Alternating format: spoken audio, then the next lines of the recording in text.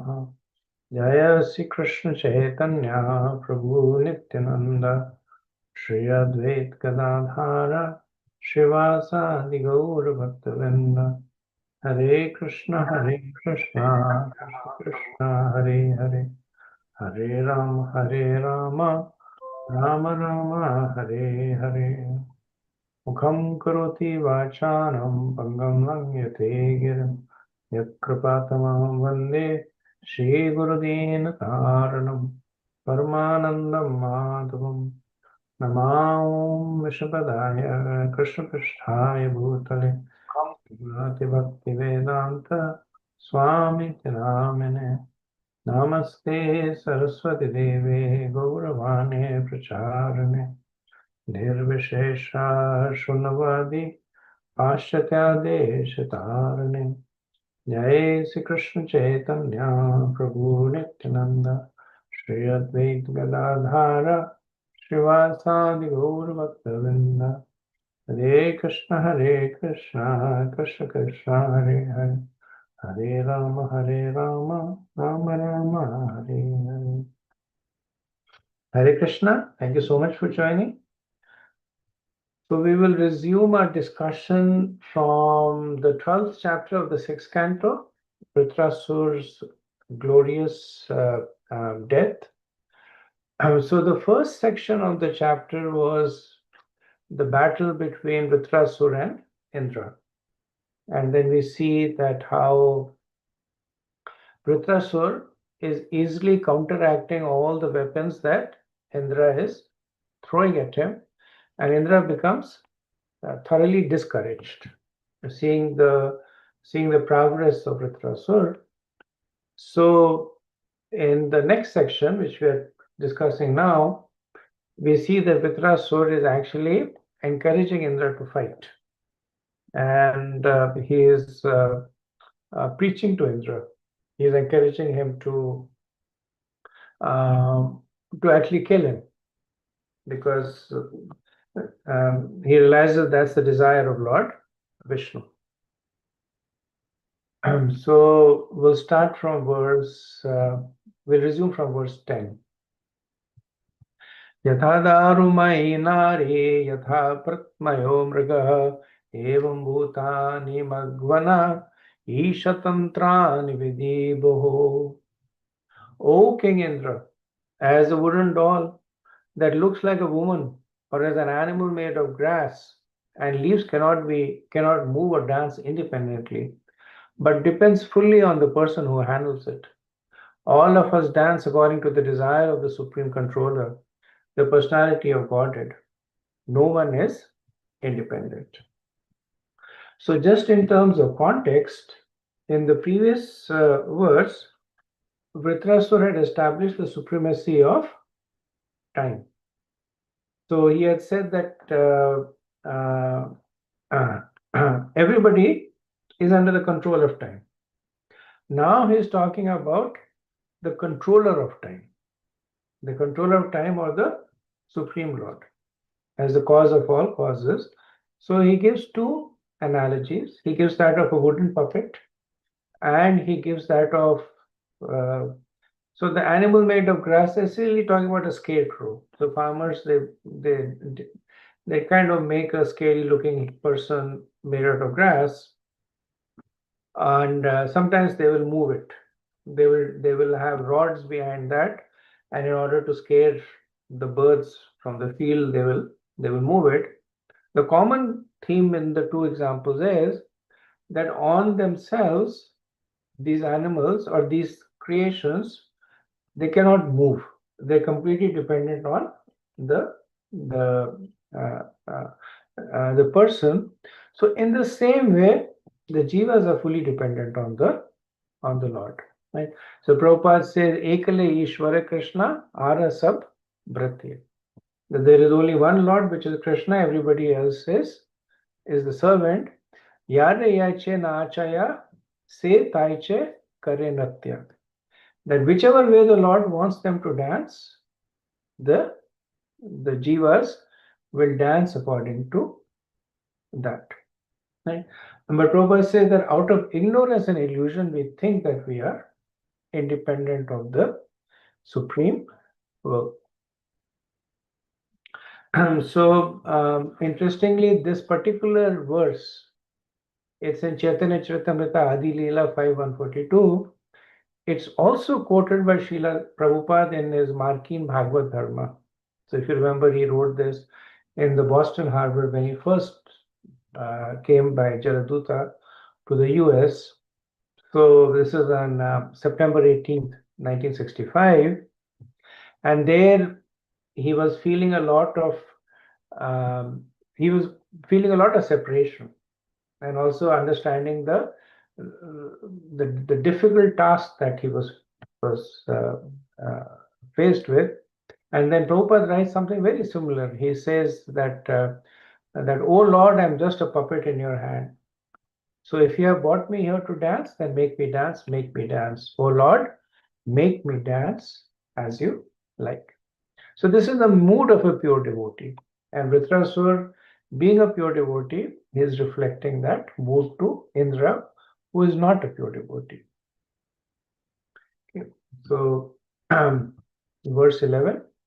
Purusha prakriti vyaktam atma bhutendriyasaya shaknuvante asaya sargadau navinaya anugraha. The three Purushas, Karnodaksha Vishnu, Garbhodaksha Vishnu, and Shirodaksha Vishnu, the material nature, the total material energy, the false ego, the five material elements, the material senses, the mind, the intelligence, and consciousness cannot create the material manifestation without the direction of the Supreme Personality of Godhead.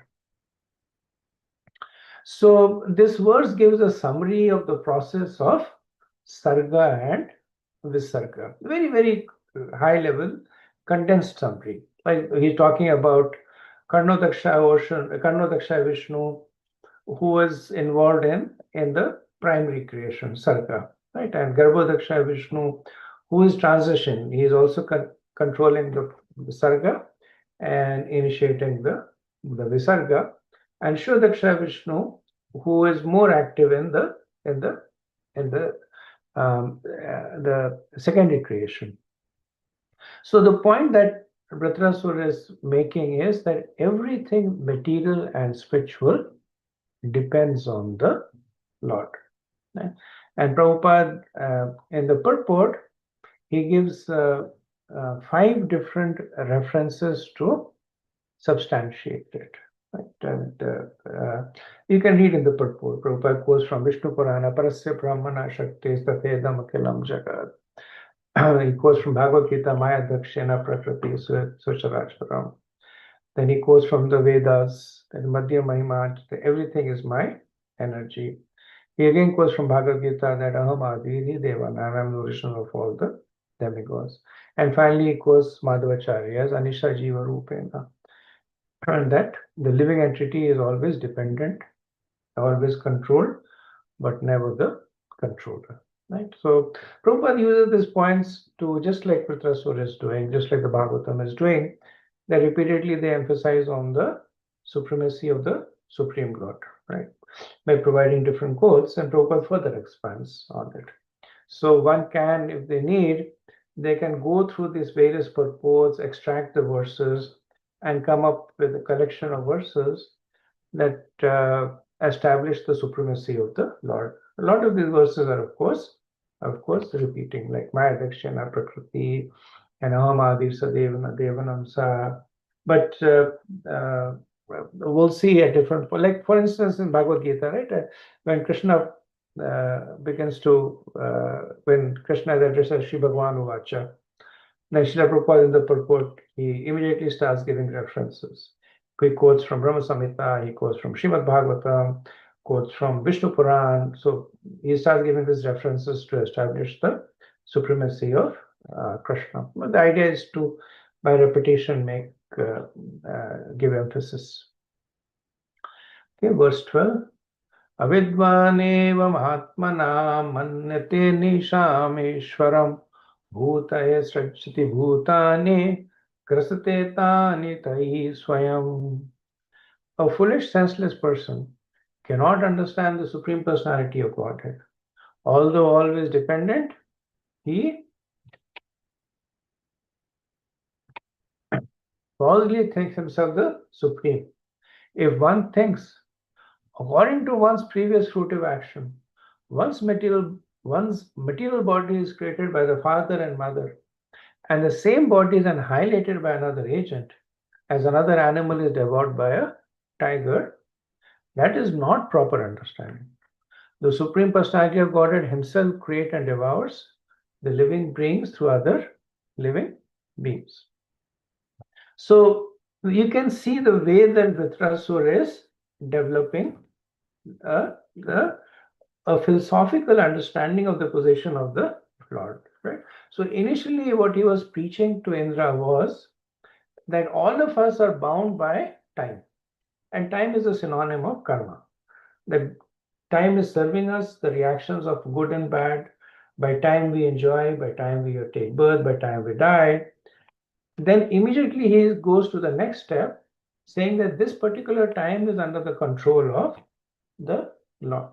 Then he goes to the next step and says that this controlling of time is a very small vibhuti. It's a very small power of the Lord. That he is actually doing more than just controlling time. He's doing the creation. He's the source of time, the source of everything material that you see over there. Now he's going on to say even that is a small vibhuti of the Lord. So successively he is elevating Indra's understanding of the position of the Lord and for us also.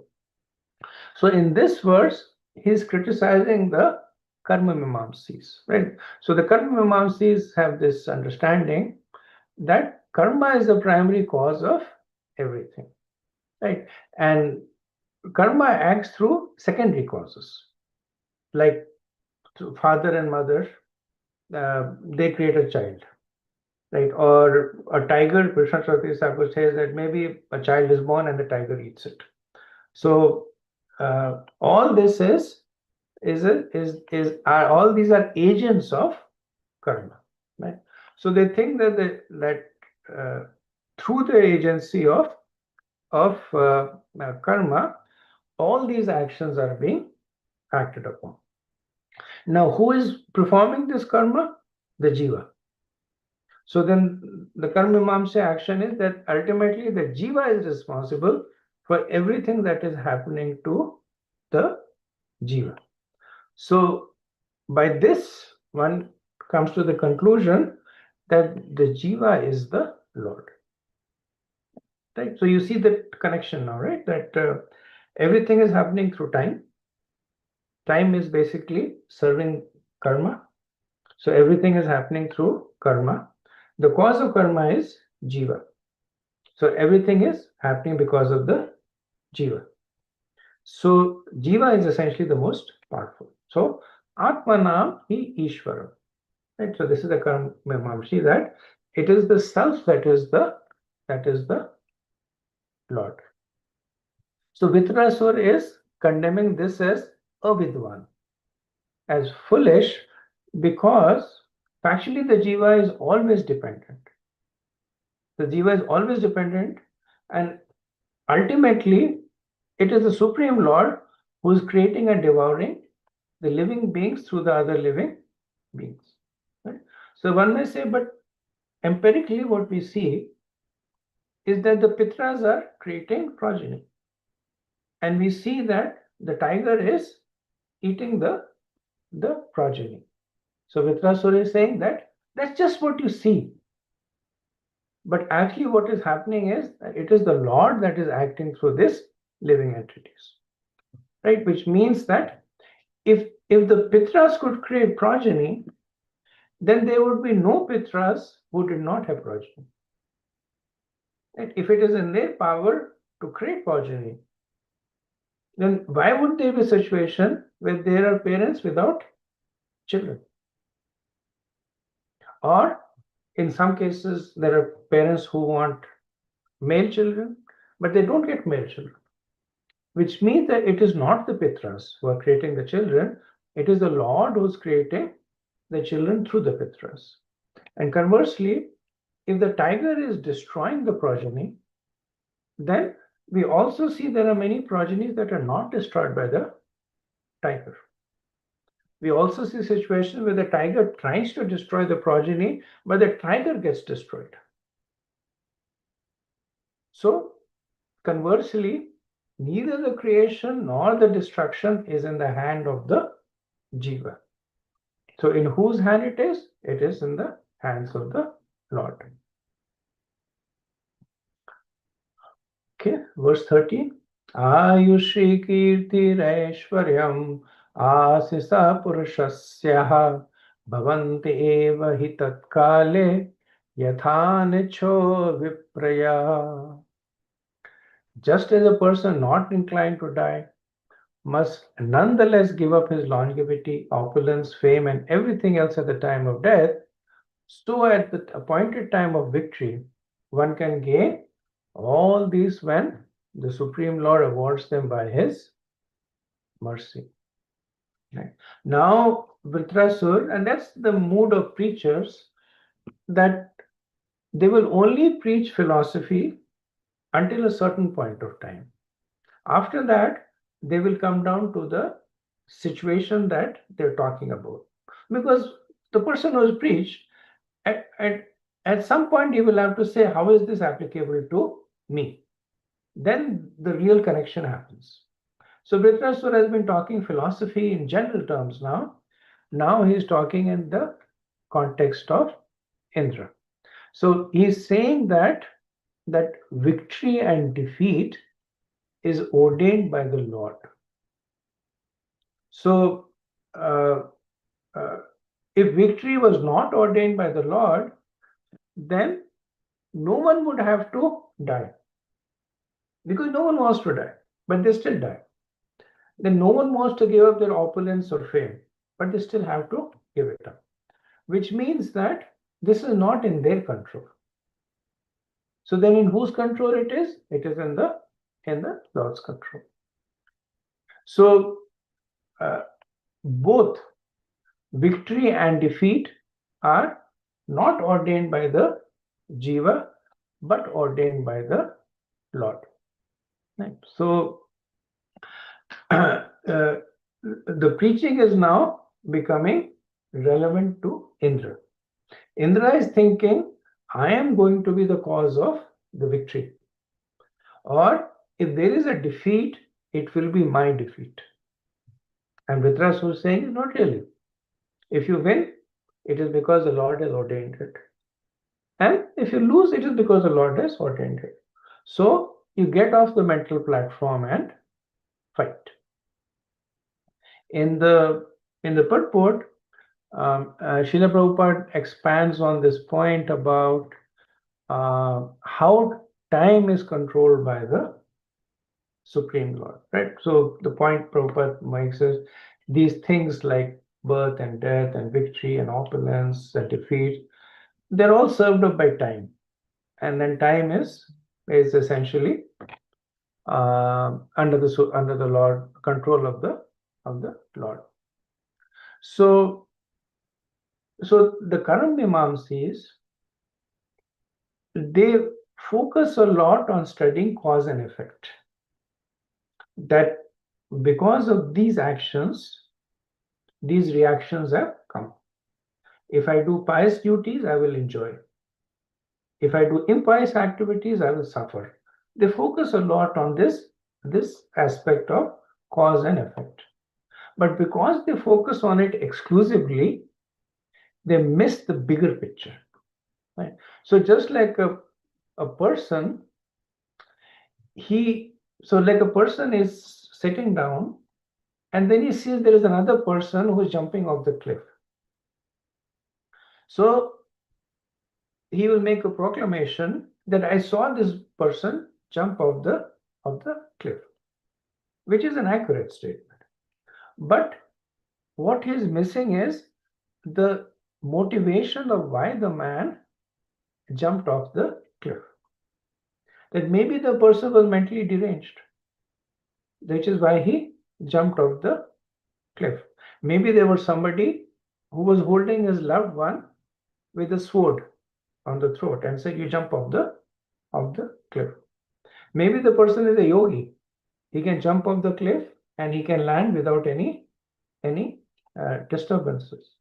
Right? Maybe the person was trying to escape from somebody else and he jumped off the cliff.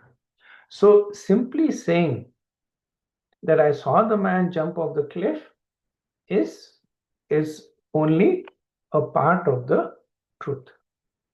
So in the same mood, Vritrasura is saying that to Indra, that the Lord has ordained for you to win, and the Lord has ordained for me to die.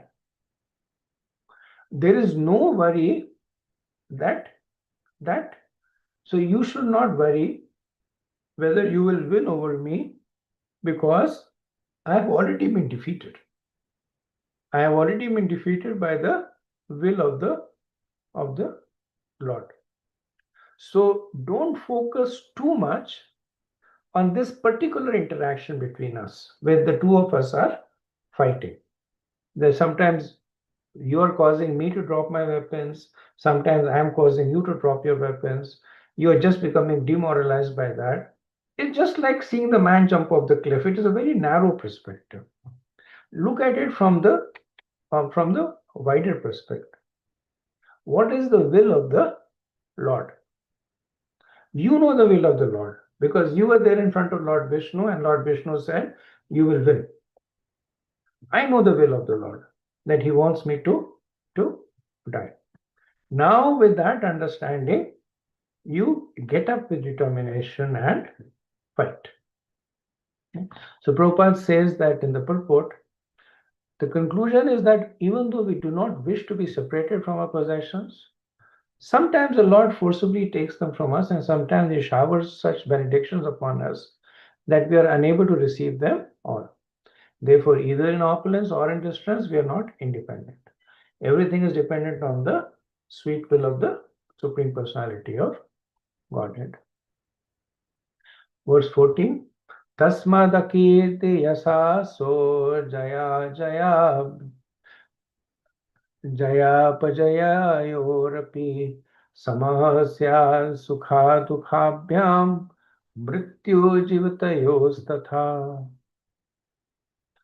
Since everything is dependent on the supreme will of the personality of Godhead, one should be equipoised in fame and defamation, victory and defeat, life and death. In their effects represented as happiness and distress, one should maintain oneself in equilibrium without anxiety. So Vritrasura mentions 4 kinds of dualities in this verse, right? He talks about Yasa Soho Akirti, which is fame and infamy. Then he talks about Jaya Apajayayo, victory and defeat. Then he talks about Sukha Dukha Bhayam, which is happiness and distress. And then he talks about Jivatyo Mrityu, which is living and death. So for one who is aspiring to control how they react to this duality. So you can recollect this is very similar to the Sthita Pragya that Krishna speaks to Arjuna towards the end of the 2nd chapter. Right?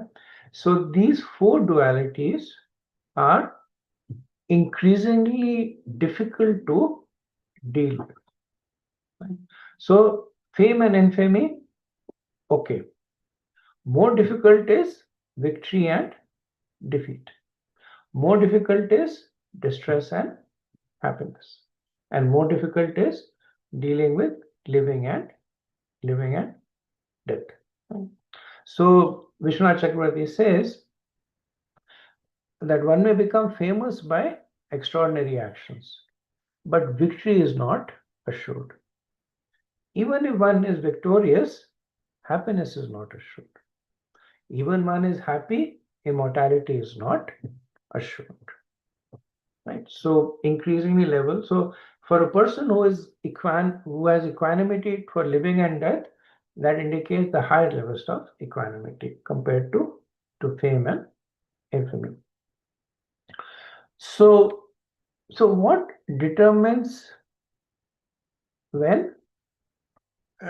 So in this duality, or dealing with duality, there is the aspect of how to deal with this duality, right? So one way of dealing with it is that I don't really care if I'm victorious or if I am defeated. I won't do anything. Like Arjun's initial thing, that let me go to inaction. Or somebody says, I don't care if I'm happy or unhappy, let me not do anything. So that actually is described as the mode of, ignorance. Or somebody says, I don't care if I'm living or death, that is insanity. So what determines when should one display equanimity, and how to factor work in this effort into this? And the understanding is that one should act on those aspects that is under one's control as per the rules of dharma.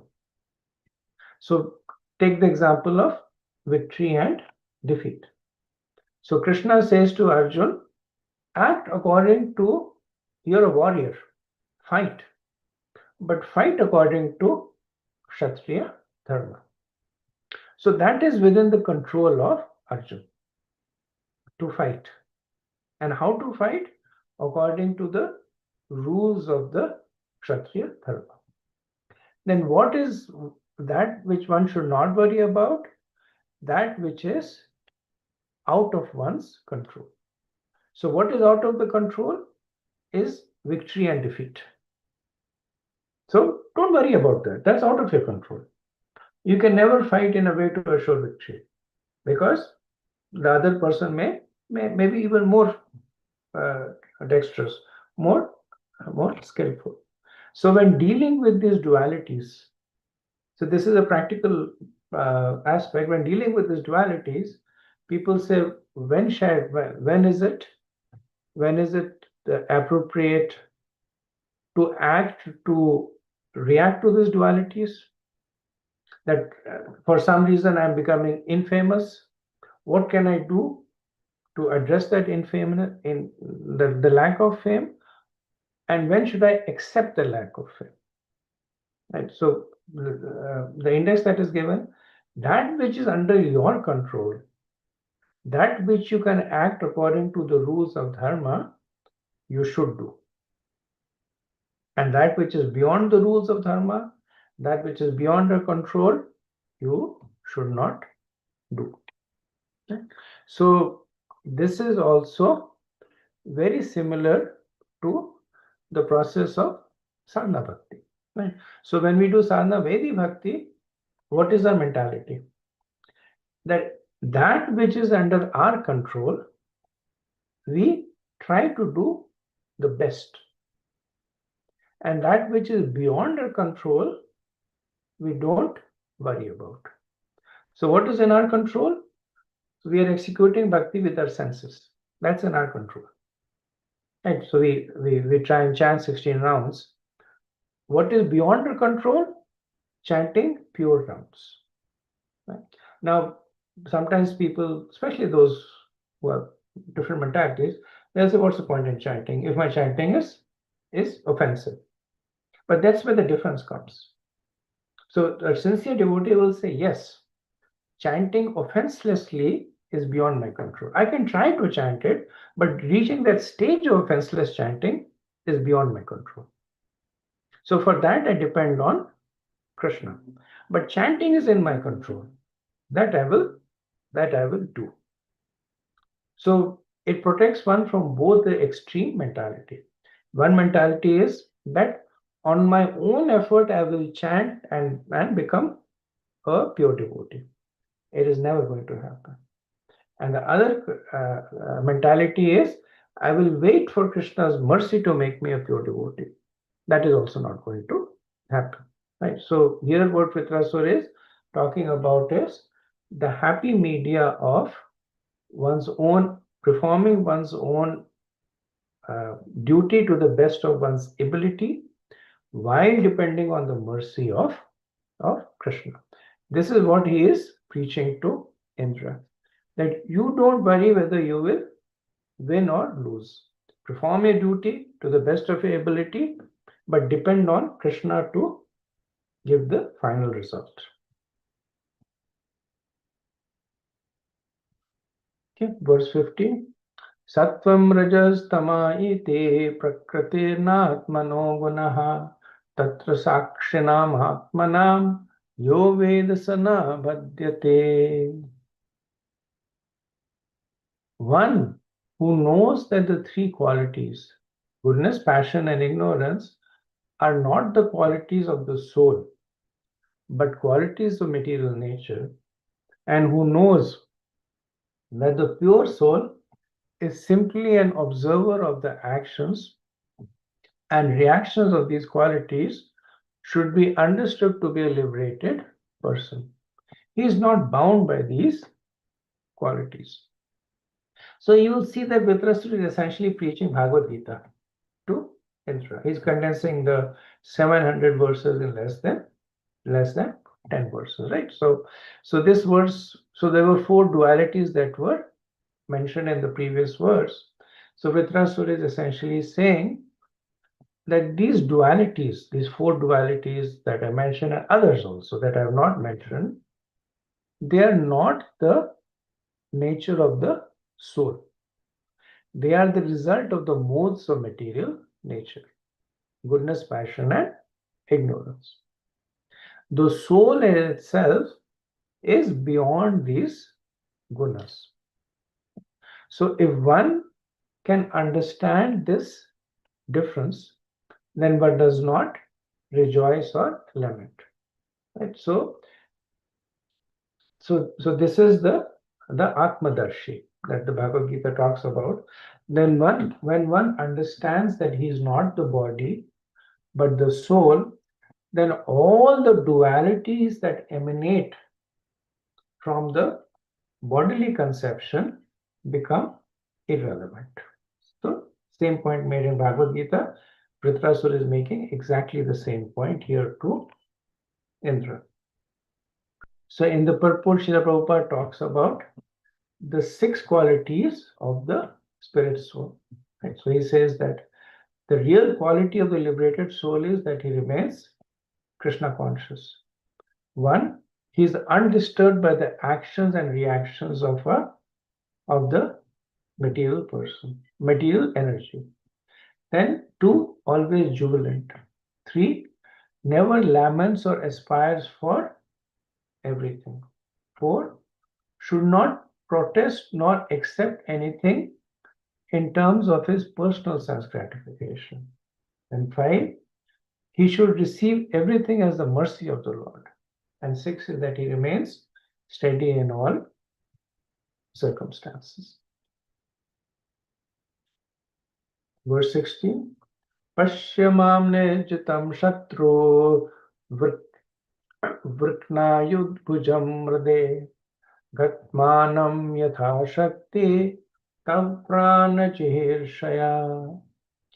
Oh, my enemy, just look at me. I have already been defeated, for my weapon and arm have been cut to pieces. You have already overwhelmed me.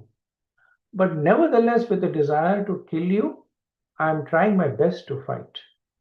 I am not at all morose, even under such adverse conditions.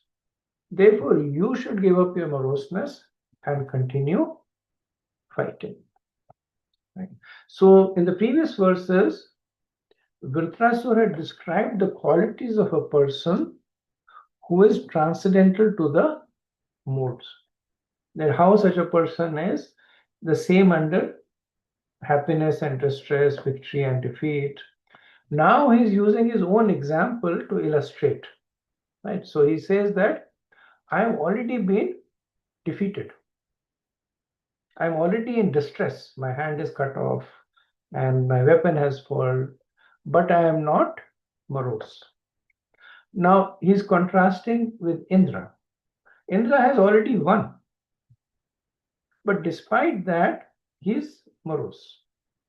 So that is the difference between one who is bound by the modes and one who is transcendental to it. So one who is bound by the modes is always morose.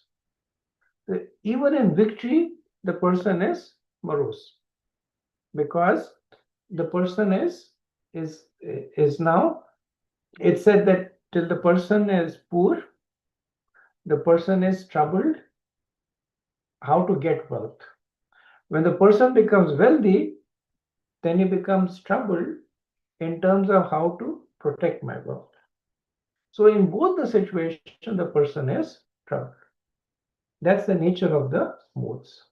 One who is transcendental to it is never morose, whether in victory or in defeat.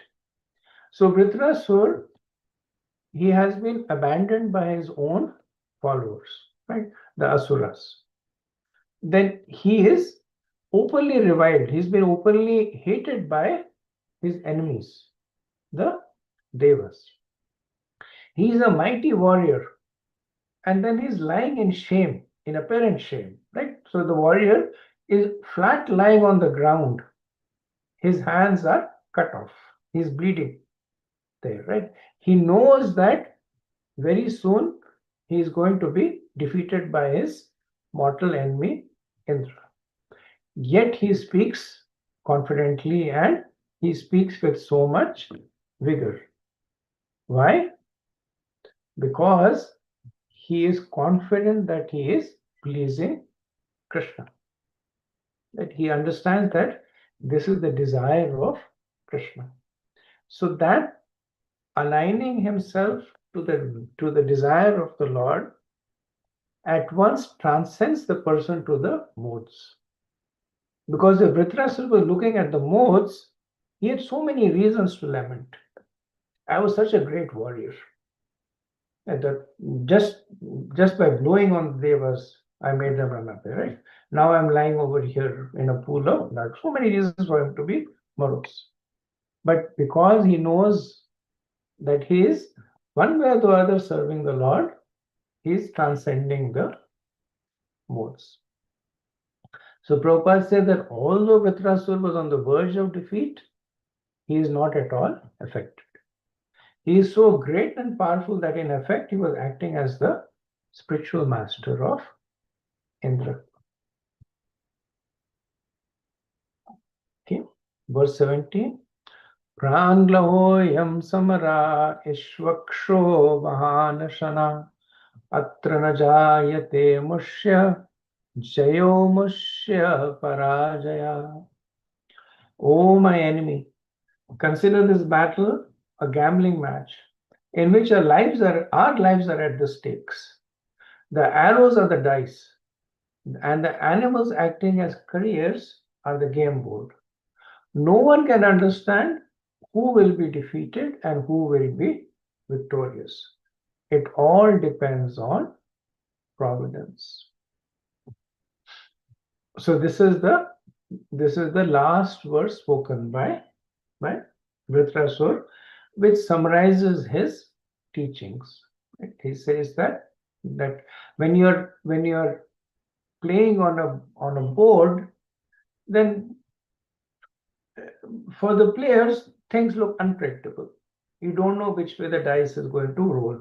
You don't know who's going to win and who's going to lose.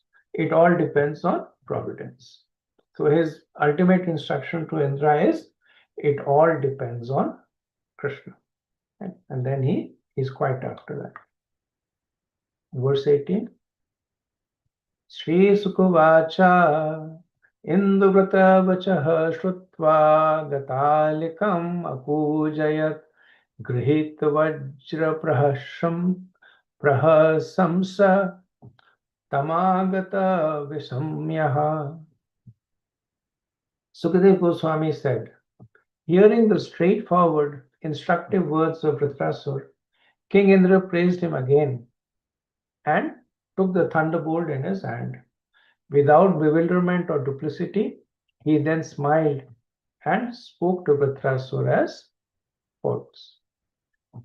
So in 5 verses, 18 to 22, we will see Indra glorify Vritrasura, right? And that's the nature of devotees, that because they are pure and simple-hearted, even those who are inimical to them appreciate them, right? So Vishwanath Chakravarti says that Indra was first very surprised to hear such exalted words from Vritrasura. So he was thinking that how could an asura speak such exalted philosophy, right? So he was grave in this confusion. Then Indra, he remembers that bhakti is supremely independent. It can manifest in the deva and it can manifest in an asura, right? So then Indra understands that bhakti is not just the property of the devas. In fact, bhakti that is 1,000,000 times greater than what is found in the devas can appear in the asuras. So when he realizes that this, he becomes happy, understanding that he is now in the presence of an exalted devotee. Right? So earlier on, he had all this angst against Prithviraj. So you are my enemy. I will kill you. I will defeat you. You will defeat me. Now he understands that he is being preached by an exalted devotee of the Lord. And because the nature of a devotee is that they inspire devotion in the person in front of them. So Indra, he becomes happy in this realization.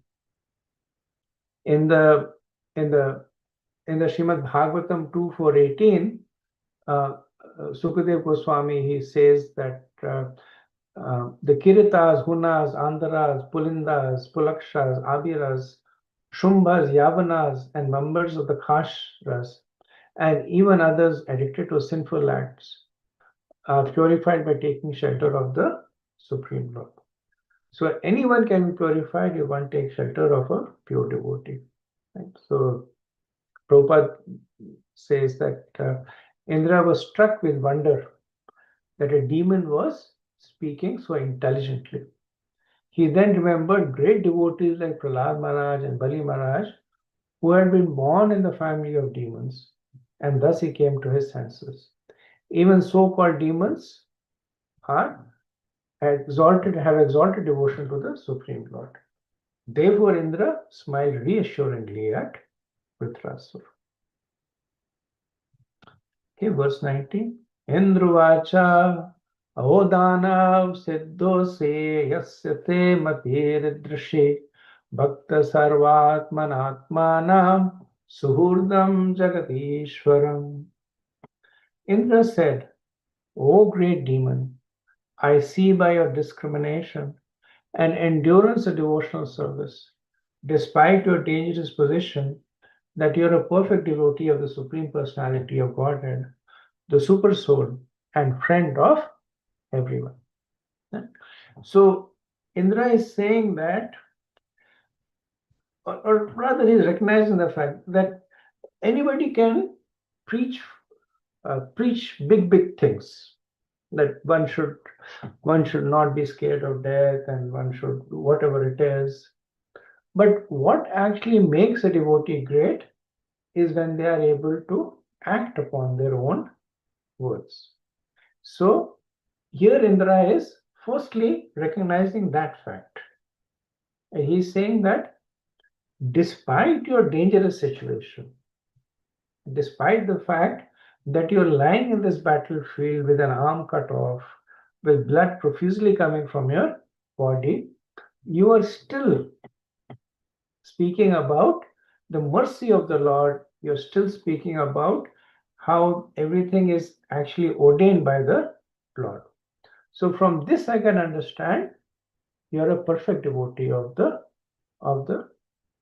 Supreme Personality of Godhead, right? And then he says that Suhurdam Jagat Ishvaram. That what is the quality of the Lord that he is bringing forth over here? One who is Suhurdam Jagat Ishvaram. That he is the friend of everybody in the universe. And since you are a great devotee of this Lord, you're also a friend of everyone in the universe, which means that you're not really my enemy. You're also my friend, which means that everything that you're telling me because you really care for me, which means that the instructions that you're giving me that I should kill you are actually for my benefit. And in a way, it's a little convoluted that Indra proceeds to kill Vritrasur. But if you look at it in the broader context, right, Vritrasur is asking Indra to kill him because that is the desire of the Lord. Indra was resisting to kill Vritrasur because one, he was not sure that he can actually kill Vritrasur. Second, Vishnu Chakravarti also makes this point that Indra realizes that he's in the presence of a devotee. Even before Vritrasur says all this, he begins to realize that he's in the presence of a devotee. He's very reluctant to kill a devotee. Right? So, but Vritrasur has been encouraging him to kill him. So Indra is saying that I now recognize that you're my friend because you're a devotee of one who is the friend of everyone in the universe. So accordingly, I will follow your instructions. In verse 20, Bhavan atrasin mayam vahi Vaishnavim janamohinam Yad vidya suram bhavam Mahapurusha tam gataha.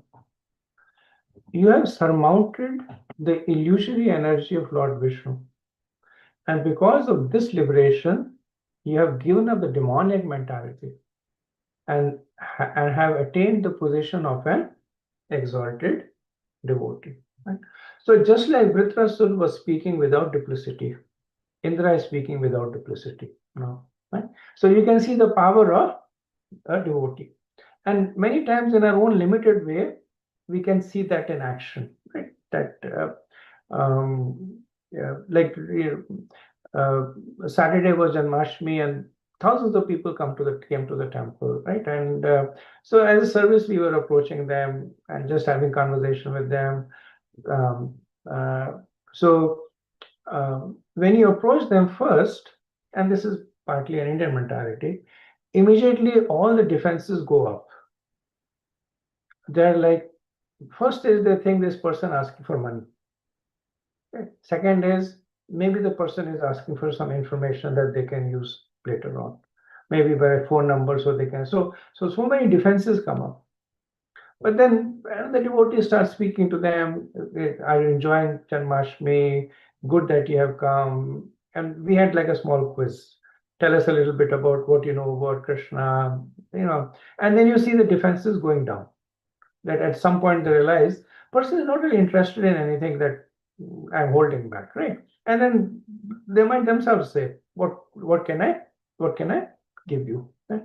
We see the same thing happening in Indra, that he has recognized the exalted position of Vritrasur, and being in the mode of goodness himself, now he is also reflecting that same mentality. Right? So what is he doing? He's glorifying Vritrasur. So that's what devotees relate to one another. That they make one of the ways that they serve the Lord is by glorifying his devotees. So Prabhupada says that Lord Vishnu is Mahapurush. Therefore, one who becomes a Vaishnava has attained the position of Mahapaurashya. Right? So he calls Vritrasura as Mahapaurashya. He also says Bhavan Atrasin. So Bhavan in Sanskrit, so like in English, you is for everything. In Hindi, there is Aap and Tum. Like Tum is for a person who is your peer or junior. Aap is for a person who is your superior. So Bhavan is Sanskrit is even more refined than Hindi, right? So Bhavan is basically reserved for a person who has a higher standing.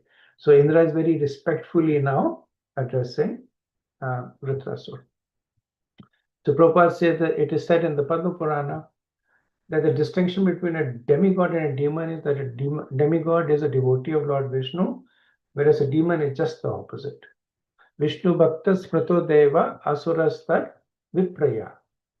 Vritrasur was considered a demon, but actually he was more qualified as a devotee or Mahapaurusha.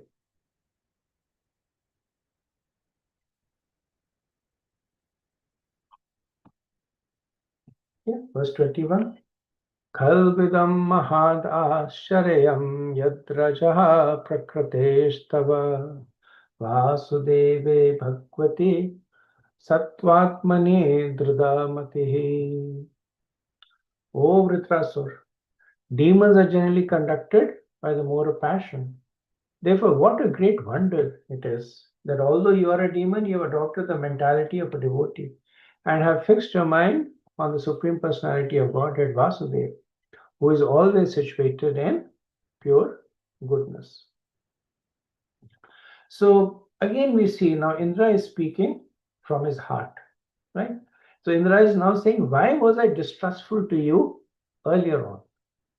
Because generally people like you who are born in demoniac bodies, they are in the mode of rajas and tamas.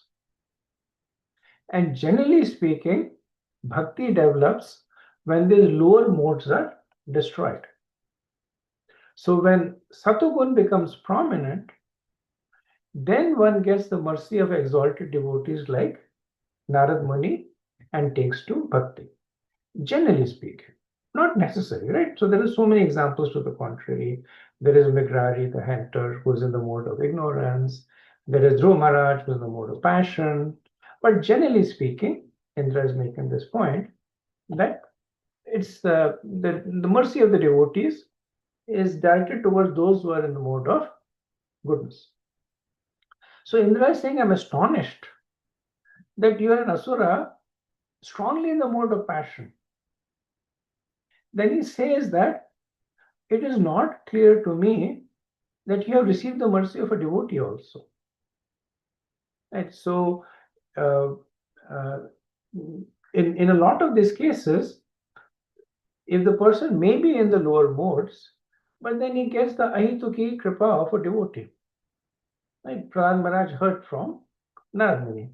Srila Vyasadeva, he got in the previous verse, he got the mercy of the Bhakti Vedantas.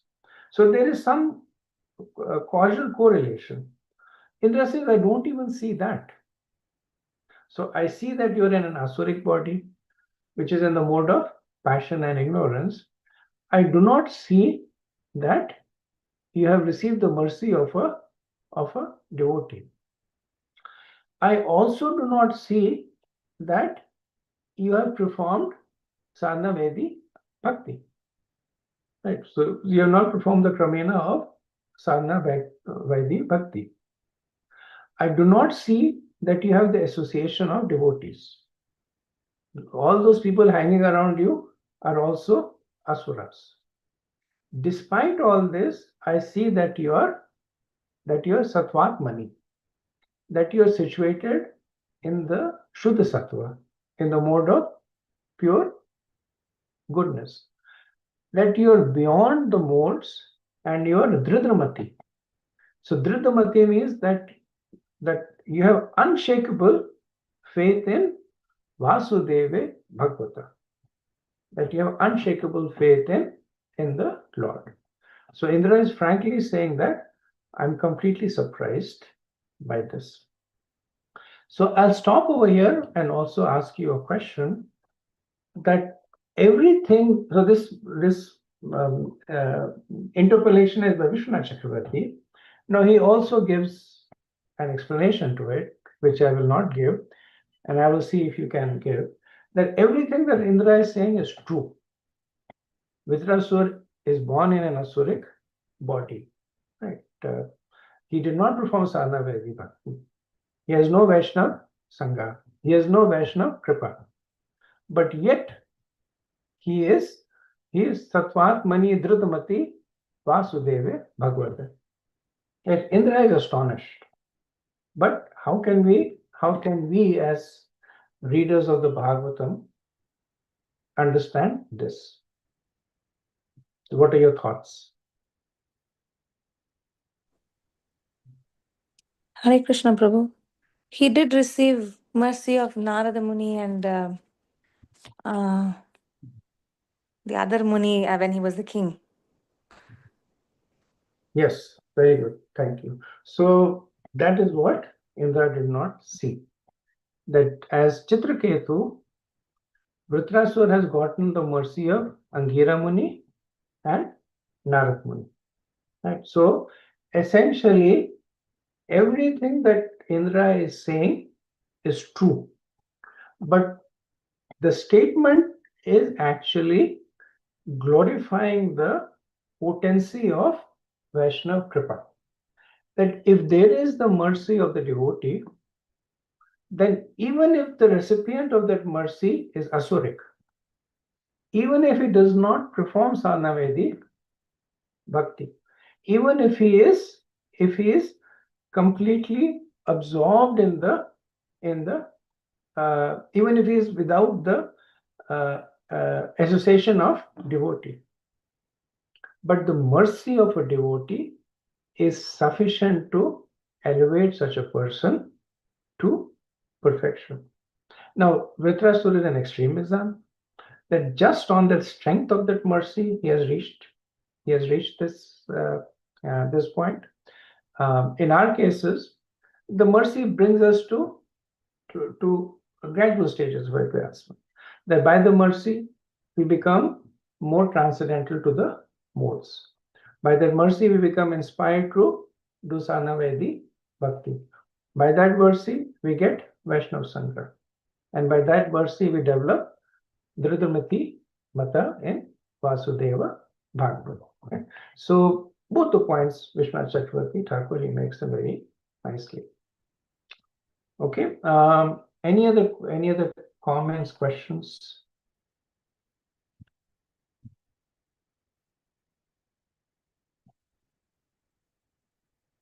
Okay. If not, we'll stop here. So Prem Kishore Prabhu, from next week we'll do 2 days a week. And we are doing Monday and Wednesday? Monday and Wednesday next week. Okay. 7 p.m., right? 7 to 8. Okay, good. Vanchakalpatarubhyascha kripa sindhubhya eva patitanam pavanebhyo vaishnavebhyo namo namah. Anandpuri Vaishnavinda ki jai. Srila Prabhupada ki jai. Thai Gaur Premanand. Hare Krishna. Thank you so much.